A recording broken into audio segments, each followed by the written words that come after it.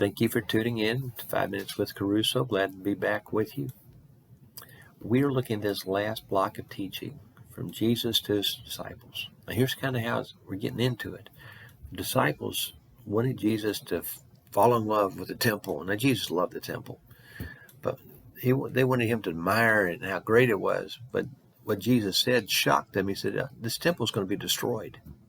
Now that blows the minds of these disciples. Because for them, they come back later and they approach Jesus in private and say, okay, when is this going to happen? And tell us, what are going to be the signs of your coming and the end of the age? And I don't really understand why the disciples asked about his coming, because I'm not sure they understood he was going to leave. They were even having a hard time embracing the idea that he was going to die. But they asked the question. What's significant to me is they connect the destruction of the temple with the end of times. That's end of times kind of stuff when the temple is destroyed. So Jesus is going to talk to them about these two events: the end of the time when he comes back, and the destruction of Jerusalem and the temple. And he's going to make clear that they're not they're not going to happen at the same time. This, how this lays out in chapter 24.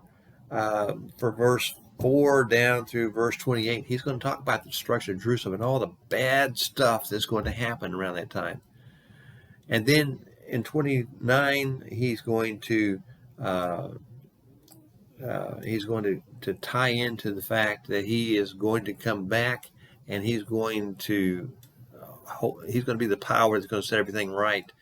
And then back in 32, he comes back to the destruction of the temple, and he says this is going to happen in your lifetime.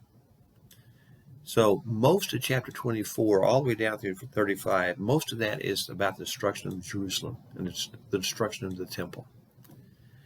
And here's what you need to pick up on, or one of the things you need to pick up on. For those people, it was going to be really bad. And a lot of disciples were going to give up their faith. They're going to give up their love. They're going to stop following Jesus. They're going to betray other disciples because the cost is too high. And Jesus is telling these disciples ahead of time to prepare them. Because Rome's going to send an army there that's going to destroy that temple. And it's going to be bad.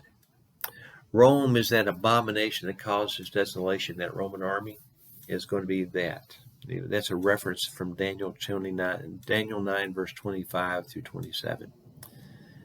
And Jesus said if those days had not been cut short, nobody was going to survive. That's how bad it was going to be. And he wants these disciples to stick. Now, he knows Judas is going to kill himself, but the others, he wants them to stick and stay faithful. And they will. They will. But all of them are going to die for Jesus. All of them were going to suffer for Jesus. And they were going to share the gospel with other people, and people were going to believe, but those people were going to stop believing once they had to pay a price. Not everybody is willing to do that. Now, I'm sharing this with you because you need to understand it's relevant. This idea that we're one nation under God is a false idea because we don't live under God's reign. There's too much evidence in this nation going on around us that we're not living according to his will as a nation. Now, there are individuals who live according to his will, but as a nation, we don't. There's a man by the name of James Emery White who wrote a book, Meet Generation Z. And in that book, he makes the argument that we are a post-Christian nation. And I believe he's right. That's where we are, and that's the direction we're going. We're going to go further down that road. So to assume that we live in a nation where there's not going to be persecution of followers of Jesus is naive. To prepare for that possibility is wise. So hear the words of Jesus so that you're not surprised if you have to deal with this in your lifetime. Because it could happen in our lifetime. And you want to be faithful to Jesus. You don't want to give up. And so you need to prepare yourself for that. Some hard teachings. But this part of Matthew's writings and Jesus' teachings are timely for us.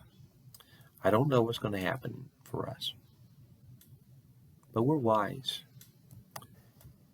to understand that we could be facing persecution also in the United States of America for following Jesus. That's what I'm going to share with you today. And prepare.